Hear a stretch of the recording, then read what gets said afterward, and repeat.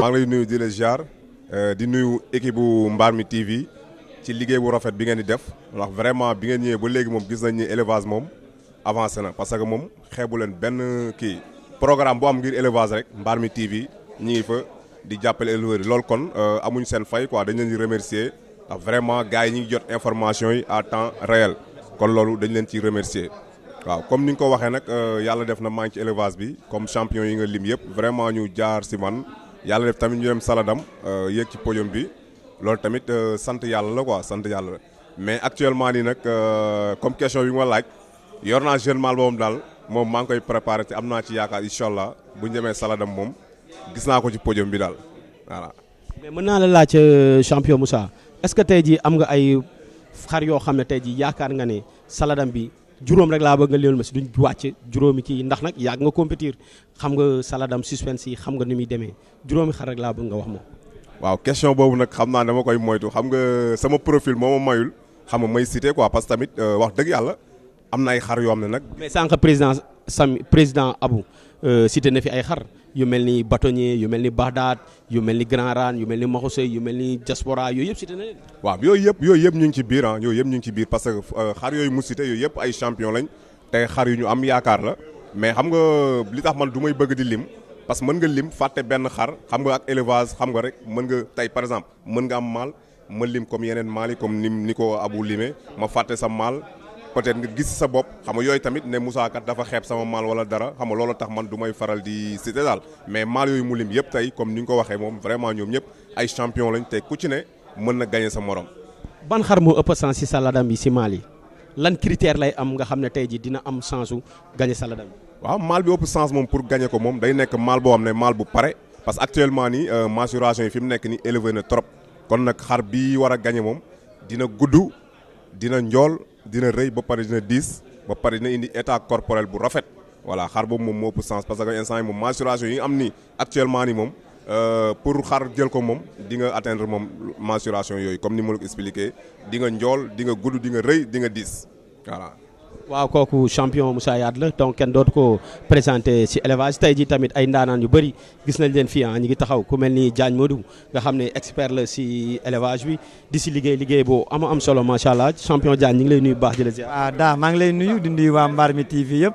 di rafetlu bu baax a baax seen taxawaay ci élevage bi yéen a ngi def liggéey bu am solo champion. tey jii nag dama lay am ñaari question rek laa lay laaj tey jii en tant que yàgg ci Saladam yàgg fekk compétition yi. yan xar nga xalaat ne ñoo ëpp sens ci Saladam bi. waa daa man damaa jàpp ni xar bu inscrire joxe 10 000 francs rek am nga chance ci Saladam parce que dama jàpp ni ku joxe sa participation rek yaakaar nga pour mën a jël li nga xamante mooy Saladam léegi nag ku si nekk mën na wax ni kii mën na jël paie kii mën na jël paie compétition boo gis muy coupe du monde coupe d'Afrique compétition boo gis day am ay favori day am ay outsider day am ñoo xamante ni yaakaaruñu sax dinañ gagné mais si wàllu jur. bokkul ak li nga xamante ni mooy compétition football wala yooyu jur moom man dama jàpp ni compétition gën a jekku la rek ku gën a jekku rek le jour ji rek yaay gagné ndax xar mën na am ay maturation yu terrible fekk le jour ji jekkuwul te bu ñëwee bu duggee concours dañ koy gagné nan laay tuddee gën a jekku xar moo xam bu ñëwee sur les 4 critères demandés dina am 3 yoo xam ne boo ko nattee bu si nekk dina am les maximum des points donc loolu mooy compétition wàllu xar yi donc xar yi moom bu kenn wax ni xar mi day gagné Saladam ku ko wax rek mën ngaa naagu mën ngaa daanu fan la ñuy waxee xar mi day gagné Saladam bu ñu demee ba xar yëpp génn aligné ñu gis ni xar mi moo gën a jekku xar yi kooku da koy gagné man dama jàpp ni compétition gën a jekku la rek daa. merci beaucoup c'est le parole d'un expert donc ñu bàyyi ko mu kii ma taxaw ak sunu mag sunu xarit champion bay na man nag ñëpp maal yi laa leen laaj mais yow moom dama lay laaj ci femelle yi. parce que tamit buñ fàttee bu wax rek maal yi rek fàtte femelle yi parce que femelle yi tamit mënuñoo ñàkk ci élevage bi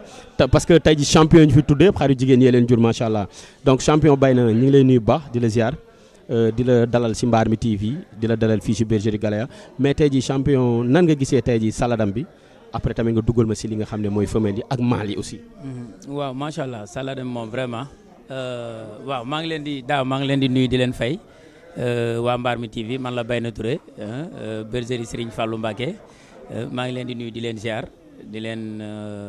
jox seen wàccuwaay bu baax a baax waaw di ñëw ci question bi nga ma laaj di Saladam bi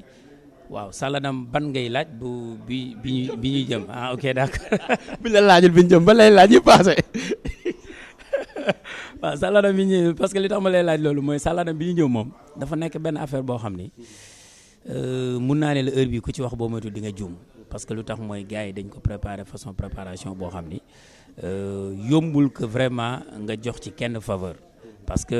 mun naa ne la faveur yi amu ci ndax gars yi li ñu liggéey denc ko ci ruq yi am na ci yu bëri yoo xam ne sax mënoo cee teg bët parce que da ngay ñëw sax des fois di seet si éleveur di ko ñëw di visiter mais am na ay mbaar yu yoo xam ne sax day bëgg nga dem ci ak mbaar yoo xam ne duñ bëgg nga dem ci moo tax donc vraiment pour nga jox maanaam benn xar faveur du yomb donc li nga wax nag aussi c'est très important parce que femelles yi aussi ñoo jur mâles yi compétit tey jii femelles yi ñoo leen jur kon waruñu mën a dem bàyyi femelles yi ginnaaw femelles yi aussi gis naa ci femelles yoo xam ne fi mu ne nii actuellement wax dëgg yàlla femelle suñu demee ba di ko natt muy def 103 104 jëm 105 donc kooku mun naa ne la presque wax dëgg yàlla li mu contribuer ci mâle bi nga xam ne moom la ñuy natt mu dem 117 wala 110 loolu bëri na donc kon nag waruñu dem bàyyi leen ginnaaw quoi mais femelles yi moom xam naa ni am na ci ñoo xam ne fi mu ne nii moom ku leen natt moom di nga yuuxu moom. yow pare nga wala pare ko. waaw man pare naa parce que Saladam moom xam nga tey bi ñu defee sélection yi yàlla dogal aussi ma qualifié bokk ci ñi nga xam ne ñoo war a dem Saladam donc Saladam nekk na benn affaire boo xam ne il faut aussi nga préparer ko bi ma yégee ne qualifié na donc aussi dama dem ngeen bu jiwaat donc pour waajal combat bi bokk na fu gars yi teg seen tànk dinaa fa teg seen lu ñu ngi waaj sax ñëw bergerie gis nañ ñu benn publicité bergerie bu bees bu am. éviter waa Mbarmi TV ñëw fa. waaw loolu maa ngi ko doon pare dama ne woon sax yow après dinaa la woo incha allah ñu def benn vraiment yendu waaw nga def benn pip ci gétt gi ñu waxtaane gétt gi waxtaan ci lu bëree bëri parce que comme ay jamono maa ngi doon wax ni dinaa leen invité mais comme pare wu ma woon moo tax donc jotuma leen woon invité mais incha allah rabbi du yàgg dara dinaa leen invité ngeen ñu ñëw def benn émission bu soobee yàlla. merci beaucoup président xam sa gétt la wala directeur xam sa gétt champion Bayna Touré bëgg nañ lool di la ñaanal rek tawfiix ak sutura parce que. merci beaucoup encore une fois Mbarmi TV moom ca kaw ci kanam ci lu baax rek vraiment fi ngeen teg seen tànk ma yàgg naa leen ko wax foofu la bu leen ko teggi jamais. parce que vraiment gars yi naw lañ leen ci li ngeen di liggéey te liggéey bi rafet na macha allah kar macha allah ca kaw ca kanam ci lu baax jaajëf.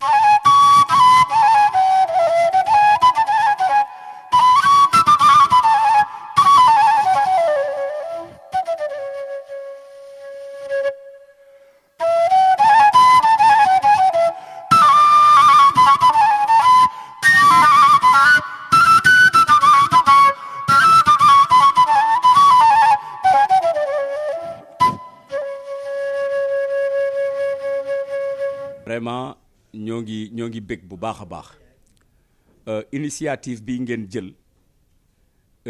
mbégte rek lañ ci mën a am parce que dafa nekk initiative boo xam ne dafay jëmale élevage kanam effectivement am na li nga xam ne suñu mbokk mi wax na ko léegi muy Mame Pouye avant ngeen di ñëw élevage bi dafa am ñoo xam ne ñoo ko samp daanaka bu doon garab damay ne ñoom ñoo jiwoon li nga xam ne mooy garab gi muy màgg di màgg ba toll ni fii donc ñooñu dañ leen war a delloo njukkal te bëri nañ fi trop ci mag ñooñu ñu ngi fi te yéen li ngeen di def nii mooy yéen a ngi fàttali histoire di joxe taarix li nga xam ne moom mooy élevage te loolu lu am solo la parce que nit ki boo bëggee dem ci kanam boo bëggee liggéey nga yore ay perspective laaj na nga xam sa histoire laaj na nga xam fi nga jógee boo xamee fi nga jógee di nga xam fi nga jëm loolu am na solo trop di ngeen mën a maîtriser lu bari te loolu gis nañu yéen a ngi ciy yëngatu bu baax a baax nekk ngeen man damay ne yéen chaîne de télévision ngeen dañ leen di suivre bu baax a baax parce que information yi ngeen di joxe communication bi ngeen di def entre les éleveurs et mu nekk d'une manière aussi désintéressée parce que kenn fayu leen bénévolat rek ngeen di def loolu déjà mooy li nga xam ne donc yéen da ngeen am mérite am ngeen mérite mënoon ngeen ne mën nañuy def affaire bi ñu ñuy fay wala leneen mais man li may gis maa ngi leen di suivre ñeneen ñu ngi leen di suivre mais lépp bénévolat la da ngeen ko def rek ngir passion ngir bëgg élevage pour élevage jëm ci kanam ci loolu dañ leen di ñaanal bu baax a baax loolu mag ñëpp dañ leen di ñaanal yàlla na leen yàlla saxal yàlla kattanal leen ba nga xam ne fi ngeen bëgg a àgg ngeen àgg fa ba ngeen di dem ba am chaîne télévision boo xam ne effectivement lu muy toppatoo lu dul élevage xëy na sax dina gën a mën a yaatu ngeen gën ko yaatal mu nekk chaîne culturelle aussi donc man loolu moo nekkoon samay kàddu di leen gërëm bu baax a baax yàlla miy jàppale yàlla na leen yàlla jàppale yàlla na leen yàlla dimbali bi jaahi Seydi Wujud merci Mangane. waaw jërëjëf sunu papa Arouna Sall moo doon wax ñu jox sunu papa Mampuy waaw papa lan nga ñuy wax ci élevage démb ak élevage tey ni ngeen ci nekkee woon ak tey jii ñun niñ ci bëgg a duggee lan ngay dénk éleveurs yi tey. bon asalaamaaleykum wa rahmatullah Mangane ñu ngi lay gërëm di la sant vraiment di am contenté lool ci kaddu yi nga xam ne bi ñu ngi koy yëkkati di ko wax ci jataay bi kaddu yi ñu ci jiital nag mooy kaddu ko sant yàlla d'abord parce que nit day sant yàlla mooy moo waral tey démb ak tey yaa ngi wax suñu xarit Arouna mi ngi wax lu am solo tey jii daanaka li kaddu yi mu yëkkati pour tegaat ci leneen day xaw a jafe waaye dañ ciy dolliwaat mooy pour wax ni Arouna li mu wax noonu rek la adduna moom lépp loo gis ci kër adduna dafa am cosaan loolu nag moo waral tey jii boo xoolee réew yi nga xamante tey ñoo avancé ci wàllu élevage ci wàllu culture ci wàllu mën a doon moo xam boo xoolee fu mel ni Japon ci wàllu xam-xam tey seen cosaan boobu ñoom dañ ko gëm jàpp ko tey moo leen yóbbu tey fii ñu àgg. bon élevage nag tey bu ñu bëggee tey avancer trop ci wàllu élevage bi faw ñu jël démb indi ko teg ko te parce que ñooñu démb ñi ngi fi demaguñu tubarkalla macha allah yal na yàlla bàyyi leen fii mag ñi ngi fi te may leen kattan ak wér. bon ci loolu rek la ñuy dolliwaat ci ay kaddu rek ci kaddu cant kaddu parce que élevage bi léegi vraiment am na avancement waaye it am na ay. mbir yu ci nekk ci biir yoo xamante ni bii ay rëq-rëq yooyu nag peut-être dañ koy corriger waat ay jubbanti waat rek la quoi mais élevage daal tubaarkalla macha allah mi ngi am avancement bu baax a baax ci wàllu élevage mais li ci des rek mooy ci wàllu li nga xamante ni bii mooy cosaan yi ñu gëm ko xam ko bu baax a baax xam ñi ko fondé woon ñi ngi fi ñu du leen côtoyer parce que xam-xam da nga koy côtoyer. ci nit ki li ñu am parce que bu leen yaakaar ni tey jii mag ñi dañoo jeexal non jeexaluñu dese nañu ay gal ak i ngeleej yoo xamante ne bii yéen xamu leen ko ba tax na am na ci loo xam ne yenn sources yi boo ko bëggee faw ngeen jege leen pour ñu mën a jox leen ko te ndax loolu rek moo fi ne ñun tey am actuellement amatul lu ñuy war a nekk fi di ko wanewaat ci élevage di xëccoo non tollatuñ foofu fi ñu toll rek mooy ñeen gone yi ñu teg leen ci yoon yi loolu rek mooy suñu ndam mooy suñu lépp quoi. di gërëm vraiment.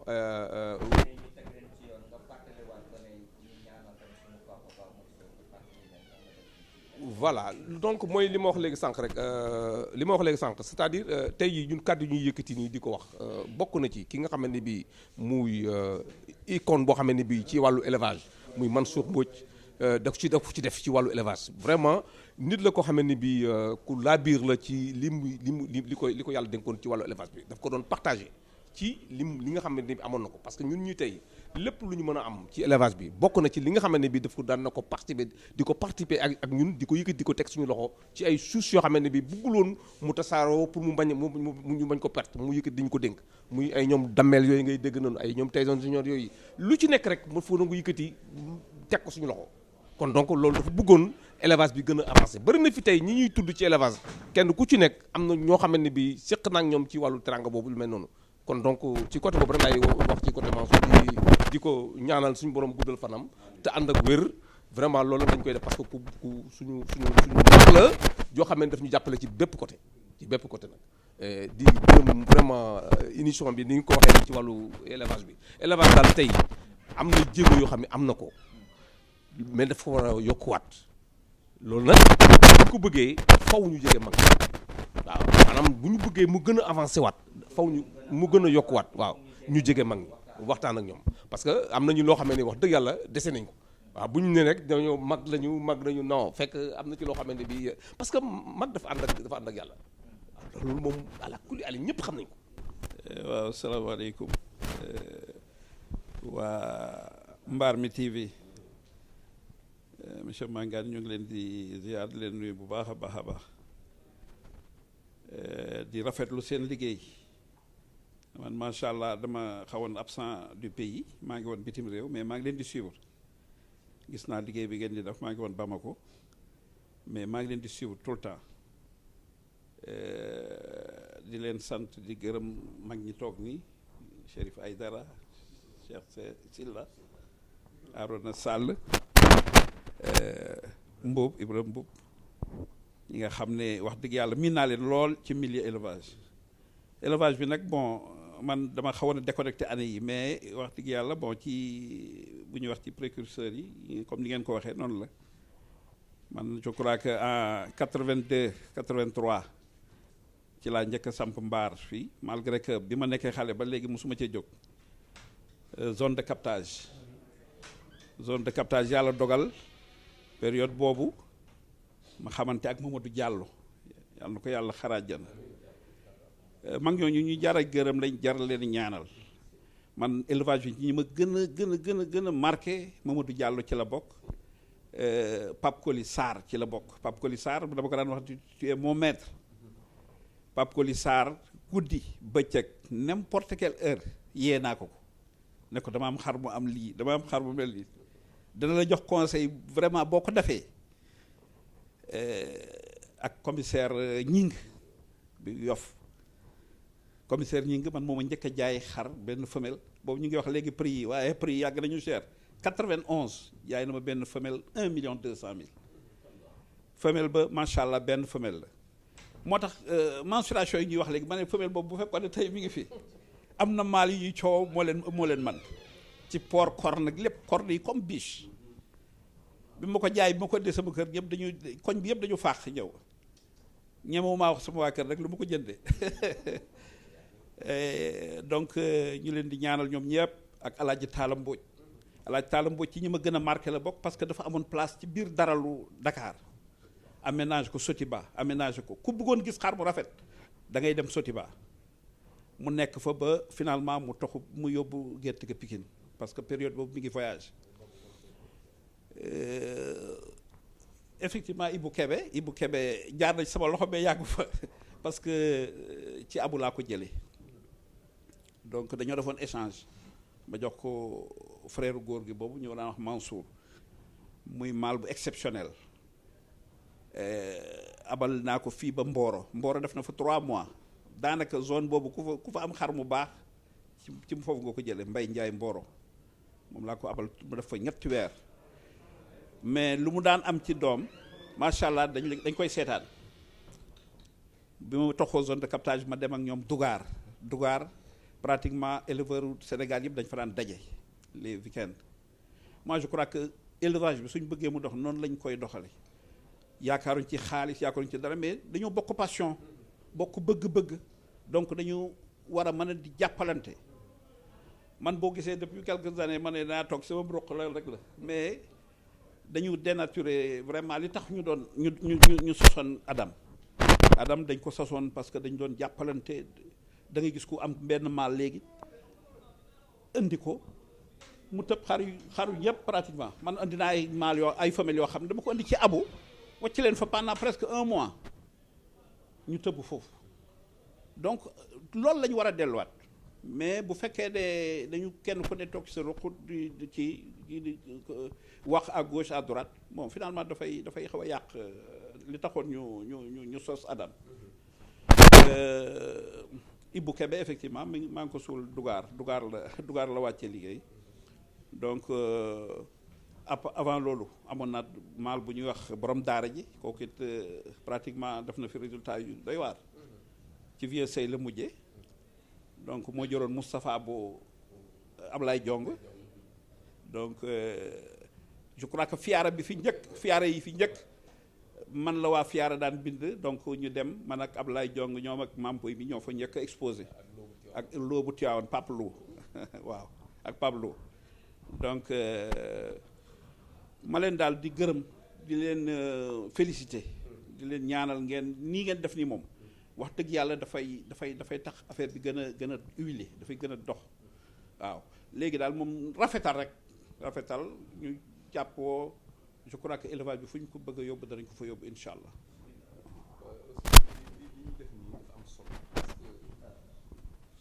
waaw mbokku internet yi sànq bi may présenté dafa am suñu boo xamante ni mu ngi fi toog ñu koy wax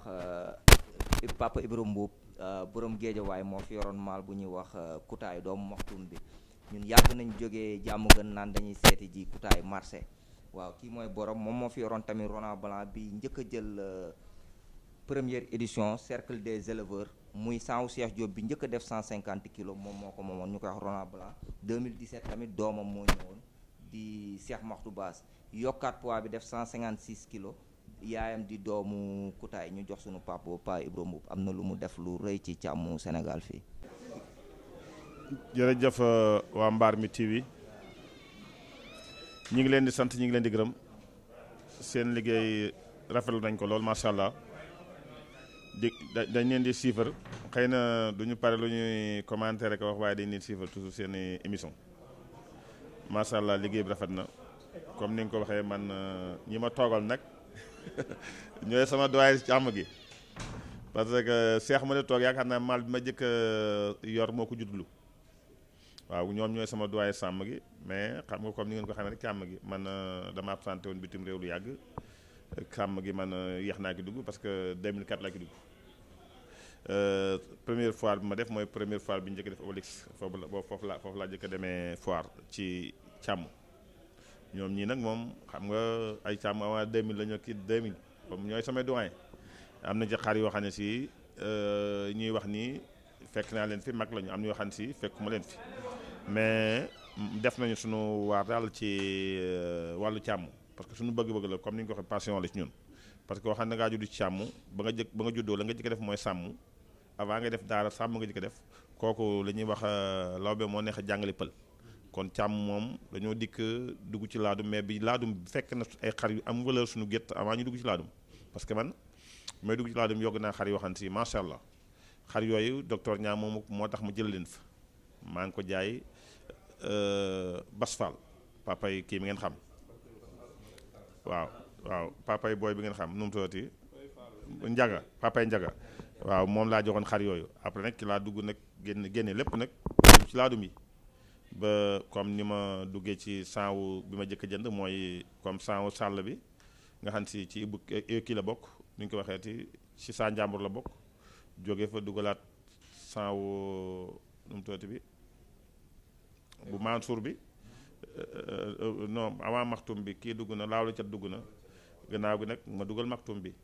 jële ko ci ñoom Lamine Diop après kon na noonu bi ma demee muy Kutaay mu nekk maal boo xam si maal bu yéeme la woon macha allah jamonoom doy na noo xam si li ci kam daal mooy gàtt fan mais gàtt na fan mais maal bu barkeel la wax dëgg yàlla parce que base ba léegi muy sama gétt parce que Kutaay bi muy daanu bàyyi na ma ak 8 tëng yoo xam ne jaayu mu ci benn 8 tëng yooyu dama leen a bloqué loolu moo nekk ci sanwu gétt gi ba léegi bi ma dema indi sanwu Cheikh Diop bi comme ñoom booteej mi ngi ci ñoom lu ma indi autour laa indi boo indi autour da ngay daal di amaat leen moo tax ma am li ma am ci Laurent Blanc bi parce que fekk na fa doole ak beauté ca itam Laurent Blanc bi ma ko jënd xam ngeen yéen ñëpp xam ngeen ndeyam bokk na ci li taxoon mu jënd ko Laurent Blanc maa ngi ko jënd 15 jours ba ma ko jënd ndey ji laa ko jënd gannaaw ba yàlla wee ndey ji laa jëndaale muy maam yi ba nga xam ne si moo ko jur kon li doyen di wax naan xar yi am na yu nekk bagage yu nekk ci biir yoo xam ne si yëpp nit ñi duñ ko jot ba léegi xar da nga koy xam il faut nga xam xar am na bagage yoo xam ne si secret la des ko wax fii sax wax dëgg yàlla parce que lépp dina ko joxe mais xar moom xam la xam-xam la élevage xam-xam la nit ñi dañu yaakaar ne du xam-xam mais xam-xam dëgg la ku la ne du xam-xam xamul xar wallahi la sim ay secret ngi ci ay xam-xam a ngi ci mais nag ñi ngi leen sant daal di leen gërëm tey moom samay doyen laa toogal mun ma sore ci wax ji parce que boo toogee say maître moom da ngay xam da ngay yem jërë ngeen jëf merci beaucoup. jërëjëf ñu jox sunu tonton Cheikh Sylla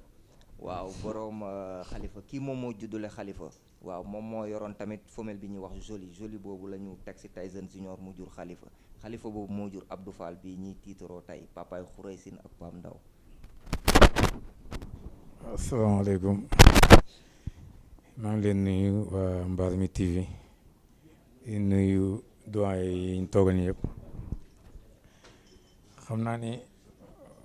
li nu bëgg a wax lépp xaju fi mais dañuy tënk rek mooy comme ni ko Mame Pouye waxee Mansour wax ko Ibrahima bu waxee ko élevage bu jëkk doonu ko woon def pour xaalis dañ ko doon def ngir bëggante ñoo bokkoon luñ bëgg kenn ku nekk da nga yàkkamti dimanche jot ba nga gis sa morom fii buñ fi daan réunion bi fête la woon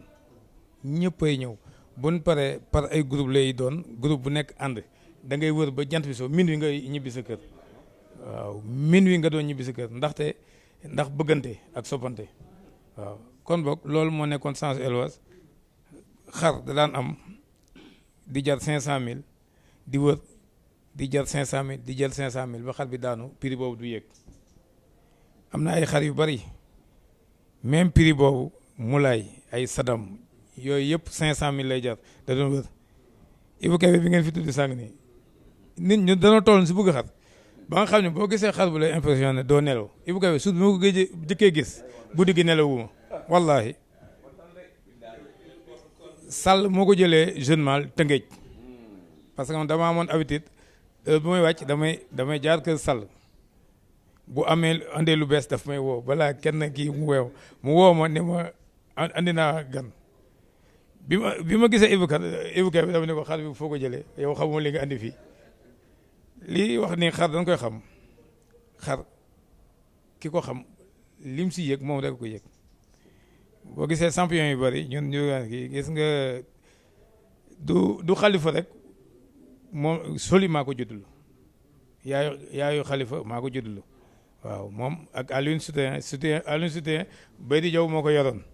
yaa ngi dégg lamp fils tamit mbotte laa ko jënd 1 mois lamp fils bi jur ñoom màggal ak ay kii ñoo ñëpp moins de 1 mois laa leen jënd mais xar moom day boole mais du taqale xar parce que si biir élevage bi lépp ngi fi loo soxla lu nekk bala nga xam njariñu élevage du xar bi nga jaay wala xar bi nga am mais nga soxla benn service toog nekk éleveur keneen soxla ko du éleveur ngeen départ éleveur bi da koy réglé moins de 10 minutes ñëw toog parce que lépp luñ soxla rek am na si biir élevage bi te élevage rek moo am contact direct boo xam ne nii xajalu si kenn tey Mansour Loum li mu doon kilifa tey jii nii am na ñoo xam ne buñ ko bëggoon a gis tey daf leen di jafe mais man su ma ko bëggoon a gis fu ma ko wooyee dina ñëw fu man di nekk bu ma fëggee dina ubbi kon loolu élevage bi ak confiance bi ak relation bi ñu am loolu bokk bëgg-bëgg bi moo ko waral ba tax na ñun suñu mbokk moo gën a jige mbokk yëpp waaw kon élevage yi bi woon démb mun ko dee dundal élevage bi sa kanam lay jëm ñu bañ a jiital xaalis bi jiital bëgg-bëgg bi waaw xar bu nekk mën na juddoo fu nekk parce que champion buy judd du tàggoo waaw buy judd du tàggoo di nga gis lu ndaw loo xeeb mu génne lu ñëpp yu coow waaw gis lu ndaw du génne dara kon affaire bi champion la mooy seet fi ko neex mu juddoo ko ak explosion bi parce que di nga gis kuy yu mag am tur buñ dee rek seen tur fa lay yem lu ndaw génne si lu rëy waaw loolu nag tey jii nii pour élevage bi am beneen dimension beneen taxawaay nit ñi war nañ si bàyyi xel nii lu ndaw day génne lu rëy waaw champion yi gën a rëy fii boo leen day xool fi ñu juddoo si xar yu ndaw leen génne waaw kon boog élevage bi ñu yaatal ko parce que boo gisee tey problème bi gars yi am fi ne nii éleveurs yëpp ñu bari am na boo dee 80% yi am na ko problème écoulement bi da ngay judlu ay xar yu rafet yi la gars yi tànn yeneen yi doo ko mën a jaay parce que kii bi ni ñu ko médiatiser ak kii bi moo dem ba nga xam ne lu tuuti rek kenn dootu ko jël te bu njëkk xar bu lafañ day dem gis nga man def naa benn expérience dem si kër Babacar Mbaye an maris mu yor benn xar boo xam ne nii presque xar bi dafa lafañ mënul taxaw mais am na cër yëpp waaw ma jox ko benn kuy bu mag bu ni cocc récupéré kii mais bi mu juree kenn xamul nan la xar boobu mel kon élevage il faut ñu koy yaatal quoi bañ koo concentré rek si ay dimension ak ay kii jërëjëf asalaamaaleykum wa rahmatulah. jëf initiative bi nekk na lu rafet déglu ngeen mag ñëpp déglu ngeen ki nga xam ne doyen Mampuy déglu sëñ Mansour déglu ngeen ma déglu ngeen Cheikh Sylla donc dama yaakaar ne lii mënul yem fii lii moom à suivre lay doon rek ngeen gën ko yaatal voilà merci.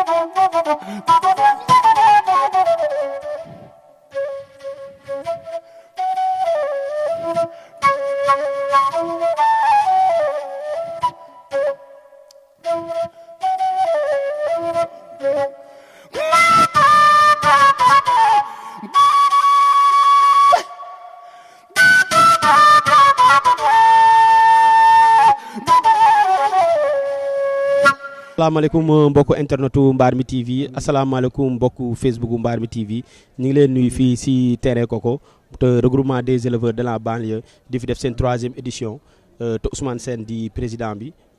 ki nga xam ne nag tey jii moom lañ ko tuddee wala ki nga xam ne moom lañ jagleel bis bi muy président Abou Kane mu def une forte délégation ñu ñëw fii waajal ko ànd ak éleveurs yëpp ànd ak anciens éleveurs yi ànd ak jeunes éleveurs yi ànd ak ñëpp fu nekk ñu jóge fa ànd ak moom dalal ko si li nga xam ne mooy bés bi nga xam ne moom lañ ko tuddee nes tuut ñu dem si cérémonie officielle bi wër box yi càmbar ko def tey xool tey ji lan lañu indi ak tey ji lan moo tax tey ji seen 3e édition bi ñu def li nga xam ne mooy ay chapiteaux élevage daal ci kanam rek leen ci gis. tante lool ndax depuis 16 heures ba léegi yaa ngi fi yàgg sa délégation ñoom docteur Mamadou Ndiaye ñoom Youssou Mané ñoom docteur Dieng sa staff yëpp ñu ngi fi macha allah j'espère que c'est la 2e fois di nuyu le monde de l'élevage njëkke ko ci le parrain ñu koy xamee ci Omar Kane dit le président Abou Kane.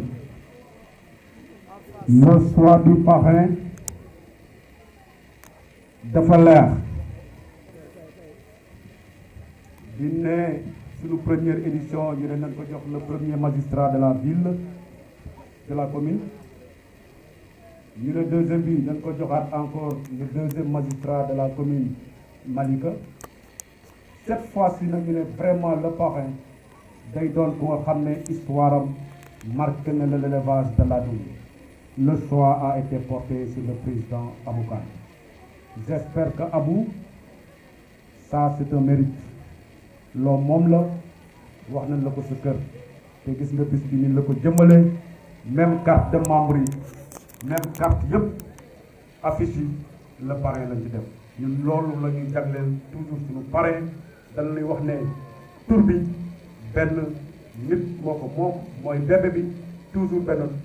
tur lañ koy jox donc ren yàlla dogal na ñu tombe ci le président Abou Kane di mérite ci moom di également lu mu liggéey ci élevage di nuyu nag également toutes les associations sœurs dañ fi nekkee dañuy lumee dañuy juum mais dañuy nuyu rek ñi nga xam ne ñoo ñu gën a jege ñu yóbbaale ñeneen ñi ñu mel ni waa APM waa RERA waa ADER waa ADEL waa ANUTE yàlla daf yaa bokk sàmm ak ñi nga xam ne ñu ngi dans les régions ñëpp ñu ngi leen di sant ñu gërëm waa Tivaouane depuis 16 heures ba léegi ñu ngi fi waa Touba ñëw nañ fi démb macha allah di wax nag tuuti ci élevage di également remercier le doyen Pape Mansour Mbodj def na mani nanu chaque année bi ñu def foire te ñëw nañu waa rek man si banlieue bi laa bokk voilà ma participation kon Pape Mansour Mbodj dañ lay ñaanal gudd fan ñaanal la nga fekkee jiite ñu ko ci kanam ak kanam duñ la nuwee nag yàgg sa délégation bi ñëpp lañu yëg waaye bala ñuy dugg ci suñuy perspective de l'élevage surtout le thème bi ñu andi tey guddi na mais da ngeen may rek ma def quelques remerciements au sein de REP. D'abord damay njëkk a remercier les sages ku mel ni Ba Balla Gaye bien vrai que joxe na cotisation mais dana foire dafa metti yëkkati enveloppe bu duun jox ñu ko di remercier aussi le doyen Matar Diop vraiment muy ku nga xam ne membre la mais xam ngeen ne REP nekkoon na ci ay difficultés yu metti mais fu ñu toog daf ñuy gën a ñaax dañoo dolli xel te moom it aussi joxe na enveloppe bu dëgër nañu foire dafa metti ngeen participer di nuyu également Dame Lo aussi membre REP la mais dana ma président mu ne ma lépp lu nga xam ne rek ci sama wàllu bopp lu ma ci mën dinaa ko def tey jii moo mobilisé maire bi ba mu andi toilette macha allah ak leneen ak leneen ak leneen également di remercier Maodo Lo Maodo dañ lay remercier yow da ñu faciliter la tâche et puis da ñu yàgg a wax lu nga xam ne c'est une réalité am na fu ñu jógee mais am na fu ñu egg mais yow liggéey nga ci liggéey bu am solo sa wax bariwul mais sa liggéey bari nag kon ñu lay sant di la gërëm moom ñu ñëwee également waare na def représenté par son bi le doyen bi moom it aussi ñëpp xam nañu lu liggéey ci élevage ànd ko son secrétaire général waa Adam kenn fàttewu leen parce que dafa guddi loolu limee da ngay juum mais yaakaar naa lu ñu wax les grandes instances vraiment yóbbaale na ñeneen ñi nag li ñuy wax ci élevage nag suñu programme ren wala suñu thème dañ ko accentuer ci benn mbir ñoo ngi ànd ñun ñëpp c'est bien beau de faire des foires c'est bien beau de faire des localisations loolu lu baax a baax la du lu yàqu mais war nañu toogaat nag ñu xool nu ñu organiser le monde de l'élevage surtout loolu laadum da ngeen koy bañ a wax di ko radu mais mi ngi commencé saturé te nag dooy jiite da nga war a prévoir celui qui gouverne war a vraiment prévoir loolu vraiment war nañ ci mat les grandes instances comme le RENADEF le FENAFO et l'ADAM ngeen def benn waxtaan bu nga xam ne nit ñi dañ ci daje lépp lu nga xam ne problème la ñu jëm ko solution ensemble j'espère que loolu moo doon thème ren bi ñuy remercier nag waa REP le bureau parce que y a le président scientifique Matar Sy moi je l'appelle le numéro 10 de REP lu ma ko waxee yóbbaale naa tout ñi nga xam ne ñoo nekk ci bureau scientifique bi di remercier également le président d'honneur Baba Seye moom it également joué na ci rôle extraordinaire ci waa 3e édition di remercier également le président de l'organisation Pape Mboup du ma ko waxee également mu yóbbaale toute son équipe di leen wax ne man je ne suis que leur porte-étendard mais quand il s'agit dem ci terrain bi voilà des braves hommes ñii ñoo tey rep ñii sans rep bu dem te ngeen ma gisal rek parce que mbooloo mu daj am na jàppal ma jiw mais vraiment liggéey bi yéen la kon dañ leen di sant di leen gërëm di sant membres yi di sant sympathisants yi wax ji bari na mais ñu ngi leen di sant di leen gërëm di wax ne lu ñu fàtte rek ñu xam ne jàmm moom ak et puis c'est des événements forts nit ki du mën lu ne mu nekk ci xel mu génn ko mais ñu ngi sant le monde de l'élevage di sant waa koñ di sant aussi Dame Sow di sant également notre le grand Mansour Sow moom it ci koñ bi la dëkk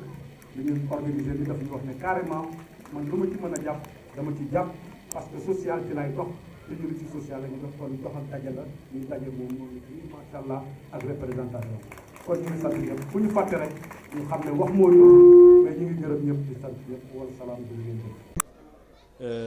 ki nga xam ne moo fi teewal suñu ministère de tutelle muy ministère de l'élevage muy docteur Dame Sow ak ñi mu àndal di si teg suñu président bu ñu dalal tey muy docteur Ousmane Sène nekk sama mag sama xarit teg si ñi xam ni mooy Djibi Wade président teewal fi waa Renades fàttewuma ki nga xam ne mooy parrain bi ndax moom lay mujjee di nuyu njiiti association yi fi nekk yëpp éleveurs yi fi nekk yëpp ak mbooloo bi nga xam ni moo fi ñoo ñu dajale tey di nuyu sama président muy président Aboukan président Adam président FENAFO di parrain bi en même temps di ko féliciter au passage ci parrainage bi nga xam ni moom la waa REP teg ko ci moom mu nekk loo xam ni comme ni ko docteur Ousmane Sène waxee lu mu mérite la wax ji nag dana gàtt président Ousmane Sène daanaka tënk na wax bi ndax nee na wax bi gàtt na waaye bëri na solo lool ndax lim ci njàmbaas yaakaar naa ni tënk na élevage bi tënk na li nga xam ni ñun mooy suñu mbébét tënk na aussi li nga xam ni foofu la ñu war a jëm donc waxal nag jël kàddu ci turu association yi fi nekk yëpp du loo xam ni yomb na waaye ñu ngi ñaan suñu borom bu nga ñu ci waaye comme ni ko président Ousmane Sène waxee waa REP bu ñu defee seen édition bii tuddee ko ki nga xam ni mooy président Aboukan di président Adam di président FENAFO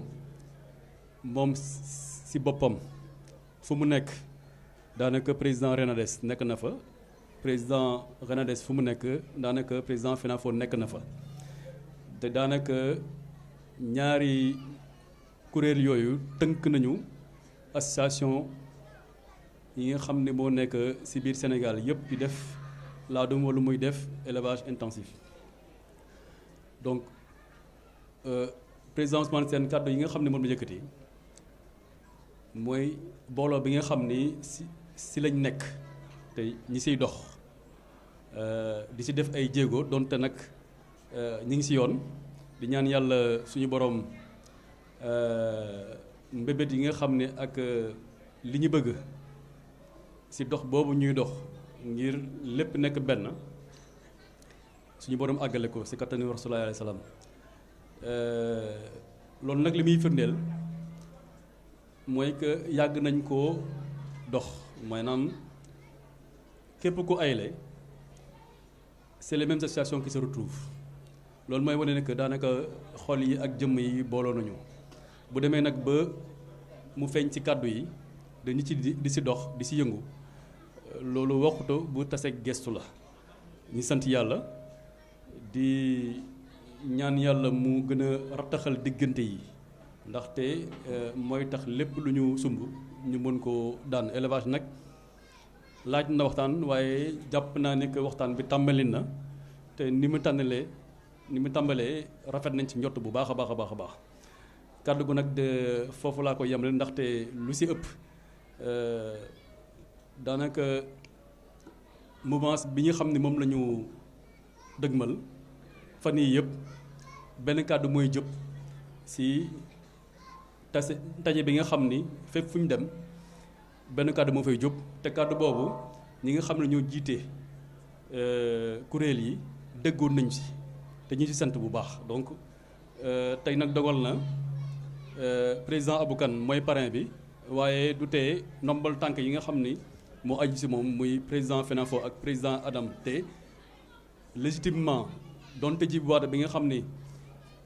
moom la fi Omar Sow yabal bu Djiby Wade waxee daanaka Abou Kane wax na bu président Abou Kane waxee daanaka président Omar Sow wax na donc dañuy ñaan rek ñi nga xam ne ñoo organisé tey muy waa REP di su ma tuddee président Ousmane Sène daanaka tudd naa waa REP yëpp ñi ñaan lii xew tey ak bis bi ni mu mel yàlla na yii ñëw dàq ko lool li xew nag ci élevage comme ni ma ko junjee xam naa dafa tënk rek maanaam débouché yi effectivement war nañ see waxtaan te njot naa ne que waxtaan bi tàmbali na peut-être que dañu koo fësagul waaye war nañu xool lépp luy commercialisation ci laadum ndaxte léegi éleveurs yi tas na nit ñi jot nañ ci xar yi éleveurs laadum yi bëri nañu te bu ñëpp amee laadum foog ñu wut ñu jaay te loolu je pense que réflexion boo xam ne la war nañ ci poursuivre du xaj fii nag waaye il faut que mu am ay ateliers yoo xam ni peut-être que dinañ ko gën a biral ndax ñu poursuivre réflexion bi ànd ak suñu ministère de tutelle ndaxte comme ni mu ko waxee ne gouverner c'est prévoir c'est anticiper donc nañ ko teel def balaa loolu mu ñu tànc donc ñi ngi sant ñëpp di gërëm ñëpp wax nag dafa jafe ku lim da nga dul matal ñi ngi ñaan yàlla ñu yàgg koo teewee ak jàmm fekke ko te ñëpp fekkewaat ko si déwén incha allah jërëjëf. ba war a ñëw pour ànd ak ñun ñoo waroon daje ñun ñëpp si bergerie Galoya si Abou Kane ànduloo def délégation ànd ñëw yàlla def nag si diggante bi mu am gàllankoor boo xam ne moo ko tënk ba mu ne xolam ak xelam ak xalaatam yëpp mi ngi si fii si mbooloo mi waaye tey jii bu fi délégation Abou Kane ñëwee délégation Renades ñëw fi ñu taxaw àndandoo ñun ñëpp bu fi nekkul it mel na ni teew na kon mi ngi leen di nuyu di leen sant di leen féliciter di leen encourager ci liggéey bi lii sama doom wax nag Djiby ne ma yaay wax ci turu Renades yaay wax ci turu FENAFO et kontaan naa c'est un message que j'ai bien reçu te xam naa ni aussi loolu sax ci la ñu nekk ndax suñu délégation ñun ñëpp ñu ngi yendu tey Galoya ci kër président Abou Kane macha allah mu teral nu bernde nu ñu àndandoo julleendoo àndandoo def ñaan àndandoo def délégation àndandoo ñun ñëpp ñëw fii ba jataay bi aussi toogandoo ñu xam ne ñun ñëpp ñoo ànd nekk benn loolu nag mbir muy dox élevage buy dox loo gis ci àddina buy dox rek dafa am loo xam ni dafay ni muy am ni muy doxee dafay dox ci ay étape ak ay jéego am na foo xam ni bu fa jamono tolloo dafay am lu muy laaj li muy laaj nag nit ñi ñoo fay àgg par anticipation ou bien ñu nekk en rade su ko defee jamono bàyyi leen ci ginnaaw loolu moo waral tey jii leaders yi nga xam ne ñoo jiite les grandes entités grands ensembles yooyu comprendre loolu xam ni am na loo xam ni buñ fa bëggee dem ak buñ ko mënee def il faut ñu am beneen doxalin bu bees bu ñu taxawal ak noo xam ne noonu la war a doxee ak noonu la war a àndee loolu moo indi lii nga xam ne tey dynamique bi nga xam ni moom la nekk nii si la ñu taxaw pour que vraiment ak na si ñuy wax sànq docteur président Omar Sène maa ngi koy nuyu de passage di ko féliciter dafa wax lu am solo dafa ni élevage fi mu toll am na ay jafe-jafe te fi mu toll nii jafe-jafe yooyu war nañ taxaw pour xool nan la mën a fexe ba indi ci ay saafara loolu nag jafe-jafe yooyu li koy saafara mooy lii nga xam ni moom lañ def li ñu def nag c'est un pas mais li nga xam ni mooy indi saafara bi mooy li tubaab di wax ni mënul am des effets sans cause donc il faut une plateforme boo xam ni dina mën a taxaw saytu li nga xam ni recenser li nga xam ni mooy problème yi nga xam ni moo tënk fi toll nii élevage laadum ensemble nag ñu xalaat ci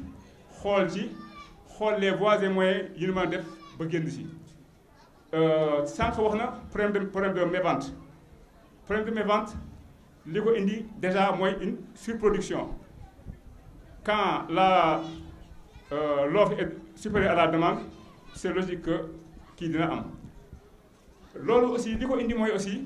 le marché c'est rétréci, le marché est fermé parce que boo xoolee li nga xam ni mooy élevage laadum yi ñi koy jënd ak ñi koy jëndante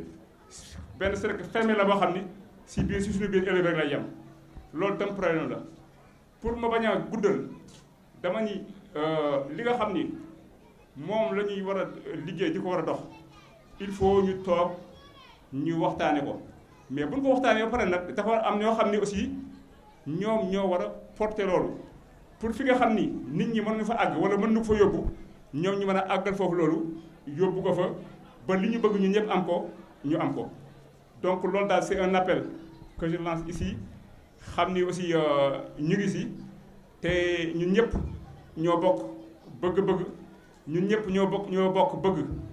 li nga xam ni mooy résultat yi nga xam ni moo bëgg mooy lu baax si li ñuy liggéey ñoo bëgg am ndam ak barke suñu li ñu liggéey kon je pense que buñ ci ànd si esprit boobu incha allah li ñu si bëgg yëpp yàlla dina ko defal maa leen di gërëm di leen sant asalaamaaleykum wa rahmatullah wala son représentant kii baa ngi nii ma leen xamal nag ne Renades président Ousmane Sène mi moom mooy le vice-président chargé des relations extérieures du Renades Matar Sy mi di seen secrétaire général c'est le président de la commission de communication du Renades kon ñun Renades ak FENAFO ñun ñëpp benn ak rep ñu ngi leen di gërëm leen sant jërëjëf.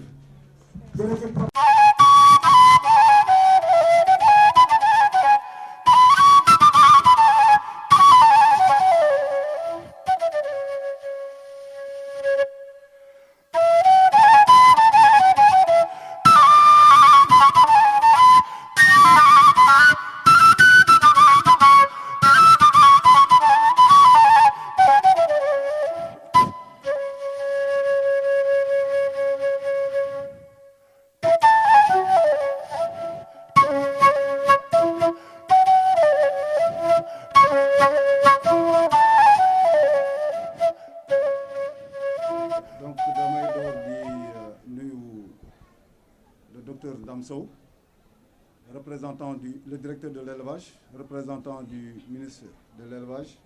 Samba Ndiobène Ka, ak délégation bu mu àndal di nuyu suñu doyen suñu mag suñu papa Hadj Mansour Mbodj di président d'honneur de l'ADAM di koy teg ci loxoom di koy jaaree pour nuyu suñu anciens yëpp. di nuyu également le président Djibi Wade bi nga xam ni moo fi teewal Omar Sow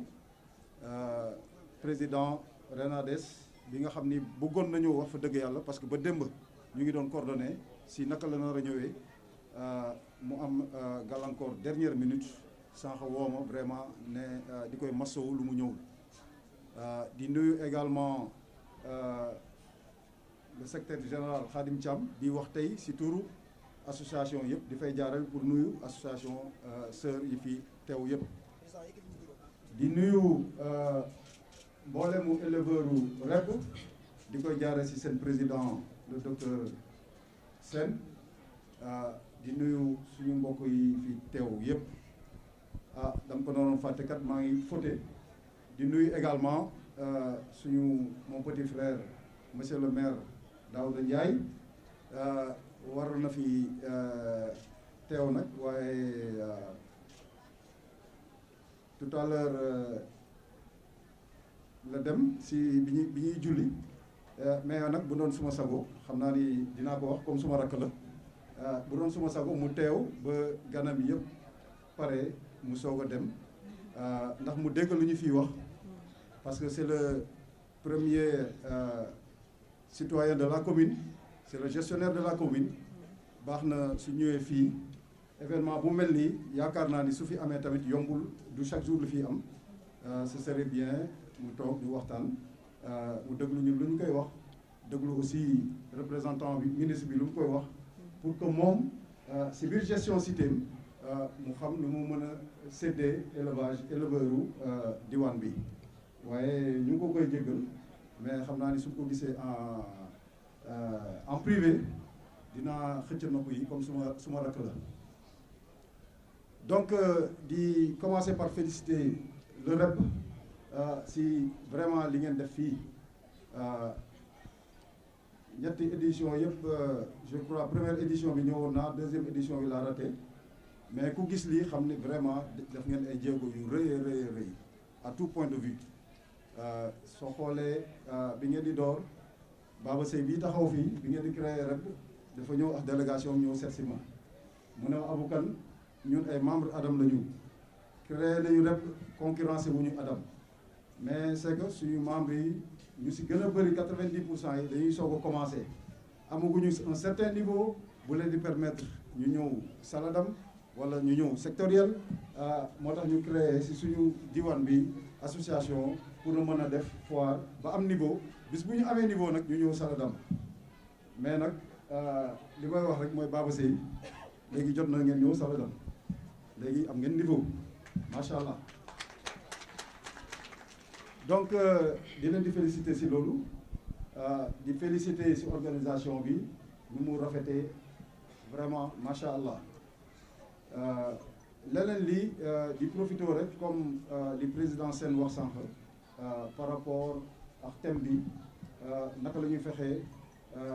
ba du ma wax suqali élevage laadum parce que élevage laadum daanuwul élevage laadum reculé wul élevage laadum xëy na ascension bu mu doon am su doon daw 100 km/h léegi peut-être 60 km/h lay daw mais élevage laadum mu ngi dem yoonam kon jot na ñu xool nit ki moom su fekkee yaa ngi dawal sa oto nga dem ba si yàgg vitesse bi yokkootul wala nu muy yokkooyee bëriwul nga mën a xoolal sa bopp bu baax donc ci loolu la ñu nekk nii foog naa si dynamique boobu la ñu nekk depuis un certain temps te loolu lan moo ñu si mën a génne rek mooy mbooloo nekk benn parce que tey jii élevage bi am na fu mu egg suñu doyen yu baax yi toog fii bi ñuy créer Adam daanaka une vingtaine de personnes la woon booba suñuy foire dañuy neexal nit yi pour ñu ñëw foire boobu Daouda Gueye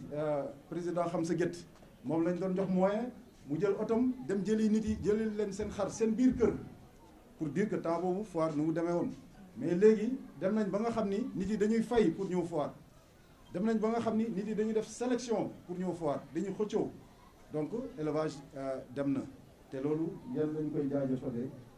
parce que yéen a ñu teg si yoon maintenant tollu nañ fi nga xam ni nag association yi bëri na foire yi bëri na gis nañ ni xëy na malgré association yi nu mu bëriwee éleveurs yi nu ñu bëriwee xar yi nu ñu bëriwee xëy na des na moo tax nag lu ñu bëree mbooloo boobu doole la te doole bi munul feeñ tant que mbooloo boobu nekkul benn te actuellement macha allah ñun ñëpp si loolu la ñuy dox président Omar Sow nekk fii tey mais yéen xam ngeen si dara depuis un certain moment muy man di moom ak ñi nekk suñu ginnaaw suñu membres yi ci loolu la ñuy dox pour que boole élevage Sénégal yëpp waxuma rek boole élevage laadum mais boole élevage Sénégal yëpp maintenant c'est vrai que élevage laadum li ñuy dooree mais ñun suñu objectif mooy boole élevage Sénégal yëpp ba si secteur extensif bi donc si loolu la ñuy dox ba tax na tey jii nga si profiter di si féliciter di si remercier délégation bi mu àndal tey délégation bi ñëw tey jii fekk si ma à Galoya ñu yendandoo añandoo naanandoo ataaya waxtaanandoo jullindoo defandoo ay ñaan ba egsi fii ñu toog fii ba heure bi presque 20 heures pour vraiment di waxtaan awma seen fay damay wax rek yal na leen yàlla fay te yéene bi ngeen am xam naa ni jox ngeen ma cër mais élevage moo tax ngeen def ko te dynamique bi ñu nekk ngeen bëgg a prouver que yéen d'accord ngeen ci dynamique bi moo tax ngeen def ko parce que tey jii genn wàll gi ñëw fi foofu woowuma leen dañuy ñëwal seen bopp loolu mooy wan ni ñoom d'accord nañu ci lu ñuy def loolu mooy ni c'est un message fort qu'ils ont lancé mooy yéen li ngeen di def fi ngeen teg seen tànk foofu la foncé loolu nag dañ koy defandoo ñun ñëpp suñ ko defandoo ñun ñëpp ci lay élevage bi di mën a suqaliku parce que tey jii xool leen li fi nekk c'est des moyens te ñaata foire moo fi am yu mel nii ëpp na 20 donc c'est des millions entreprises yi nekk fii di yëngu ci élevage bi c'est des milliards tey jii suñu bergerie yi suñ ko doon évaluer c'est des milliards mais loolu yëpp tey jii dañ ko war a capitaliser dañ ko war a jox valeur te laadum bee ko indi mais tey laadum bi tey jii avant tout war nañ ko xam laadum tey jii imaginez-vous avec tous ces moyens là laadum kenn reconnaître gu ko officiellement kenn homologué gu ko donc tey jii loolu priorité la te loolu xëy na FENAFO mu ngi siy dox mais FENAFO kese du doy il faut ñëpp jàpp si tey jii war nañu ba dem ba am carte d'identité xar bi am carte d'identité xar bi su amee benn carte d'identité bi nga xam ni dañu naan diw ak diw ñooy parents am diw ak diw ñooy maamam ñu naan xar bi tel âge la juddu ñu naan xar bi bii moo ko tëb telle date la jur soo tapé si sa ordinateur wala soo tapé sax Google nga mën a am ay référence si xar yooyu yëpp loolu actuellement FENAFO mu ngi koy liggéey mais FENAFO kese mënu ko def ñun ñëpp ko ñoo koy defandoo te jot na ñu def ko loolu suñ ko defee ci la ñu am yeneen marché parce que tey jii am na ko wax fii sànq ne marché yi saturé na marché bi lu tax mu saturé parce que à un moment donné mun nga négocier mais am na fooy toll dootoo mënati négocier parce que marché yi dafay dépasser Dakar dafay dépasser Sénégal dafay dépasser même Afrique tey jii bëgg nañu pour marché élevage laadum dem kanam tey jii il faut ñu ubbee ko à l'étranger il faut ñu commencer jaay Brésil commencer jaay Afrique du Sud commencer jaay Europe Maghreb partout mais balaa loolu nañu homologué laadum bi parce que tey jii soo demee ci sud africain bi nga ne ko dama lay jaay laadum mais moom lu muy njëkk a xool day tapé Google xool laadum lan mooy caractéristiques yi lan mooy li ko dee mais tey jii su ko defee du gis dara donc faut pas mettre les charrues avant les bœufs balaa ñuy naan dañuy dem uti marché étranger bi ñun nañu am identité d'abord nañu am identité nañu ñëw ne laadum bi lii ak lii lañ koy mandargale lii ak lii lay njëriñ bu boobaa soo demee Afrique du Sud nga dem Maghreb wala nga dem Brésil wala feneen bu boobaa di nga ne lii mooy identité laadum nit ki su xoolee dina ne caractères yi intéressé na nga mun ko exporter à partir de ce moment là yaakaar naa ni xar yi di traîner suñu gétt yi te mënuñu ko jaay dinañ ko war a mën a jaay donc chantier yooyu y a pas un chantier plus important que ça y a pas un chantier plus important que l'homologation du laadum tey jii lépp lu ñuy liggéey te liggéeyuñu pour ñu reconnaître laadum bi loolu mooy 20 ans yi ñuy liggéey yëpp ci association yi mooy 20 ans yooyu c'est zéro parce que tey jii suñu lu ñuy def yëpp te homologué wuñu laadum c'est suñ ko deful c'est zéro donc war nañ ci jublu le plus rapidement possible d'abord ñu caractériser ko maanaam ñu mandargal ko suñu paree ñu homologué ko mu nekk une race officielle reconnue par tout le monde boo xam ne dinañu am fierté jaay ko partout parce que tant que defuñu ko aussi duñu mën a fixer laadum bi parce que tey jii ñu bëri ñu ngi naan laadum bi dafa hybride ñu ngi naan laadum mun na nekk ci ñuul mun na nekk noir et blanc mun na nekk weex mun na def nii mun na njool mun na gudd mun na yaatu mais bis bu ñu demoon ba caractériser ko suñ ko caractériser ñu ne man nii lañ ko wax nii ak nii ak nii lañ koy mandargalee ñu ne dinañ am prototype laadum suñu amee prototype laadum bi ñu ne laadum bi voilà dañ koy catégoriser maanaam dañ koy def ay catégories yu bëri parce que laadum yi dañuy bëri te wuute